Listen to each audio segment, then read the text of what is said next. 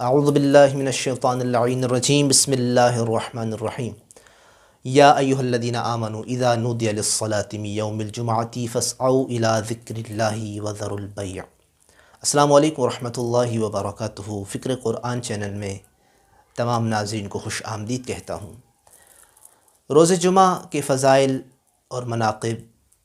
اور اس دن اعمال کا اجر و ثواب پہلے بیان ہو چکا۔ آج صرف اس بات پہ روشنی ڈالنی ہے کہ آج کا جو عظیم دن ہے اس میں جو مومن ہوتا ہے، جہاں وہ ذکر پروردگار کرتا ہے وہاں تلاوت کلام پاک بھی کرتا ہے، تو لہٰذا اس دن میں ہمیں قرآن مجید سے بھی غافل نہیں رہنا چاہیے۔ بعض ایسی صورتیں ہیں کہ جس کے بارے میں روایات میں آیا ہے کہ ان کا پڑھنا اس دن میں مستحب ہے اور پھر اس کی اپنی برکت اور اہمیت بھی ہے۔ روایات میں ہے کہ اس روز جمعہ، کیونکہ نام بھی جمعہ ہے تو لہٰذا اس دن میں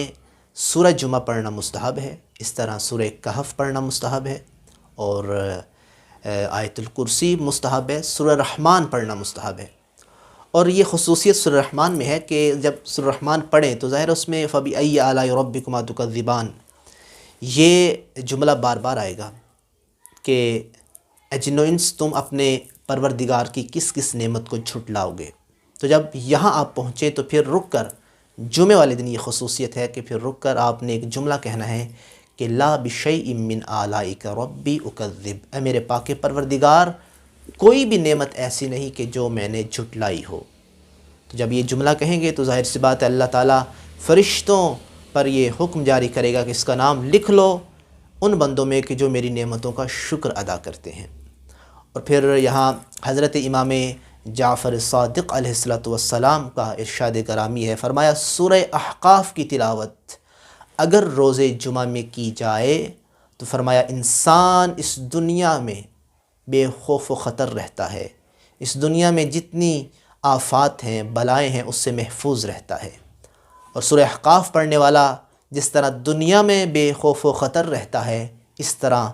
قیامت والے دن فضا اکبر سے محفوظ رہے گا۔ یہ فضا اکبر ایک ایسی عظیم مصیبت، چیخ اور ایسا ایک عجیب وقت ہوگا کہ جس میں باپ بیٹے کو، بیٹا باپ کو، ماں اپنی اولاد کو بھول جائے گی۔ فرمایا سورہ کہف کی، سورہ احقاف کی تلاوت کرنے والا اس فضا اکبر سے محفوظ رہے گا۔ اور پھر فرمایا سورہ مومنون، مومنوں کو پڑھنی بھی چاہیے، سورہ مومنون پڑھنے والا جب سورہ مومنون پڑھتا ہے تو فرمایا اس کے اعمال کا خاتمہ اچھے اعمال پہ ہوگا، نیک اعمال پہ ہوگا، اس کی عاقبت بخیر ہوگی، اور پھر جب وہ محشور ہوگا تو انبیاء و مرسلین کے ساتھ محشور ہوگا۔ اور پھر اگر کوئی چاہتا ہے کہ اس کی دعا مستجاب ہو تو روایات میں ہے کہ روز جمعہ نماز فجر سے پہلے 10 دفعہ سورہ کافرون کی تلاوت کرے تو اللہ تعالیٰ اس کے بعد جو وہ دعا مانگے گا اللہ تعالیٰ اس کو مستجاب کرے گا۔ اور پھر اسی طرح حضرت امام زین العابدین امام سجاد علیہ السلام روز جمعہ نماز صبح سے لے کے ظہر تک آیت الکرسی کی تلاوت کیا کرتے تھے، اور پھر نماز ظہر کے بعد میرے مولا سورہ قدر کی تلاوت کیا کرتے تھے۔ تو لہٰذا یہ وہ صورتیں ہیں، مختصر اعمال ہے، اگر انسان کرے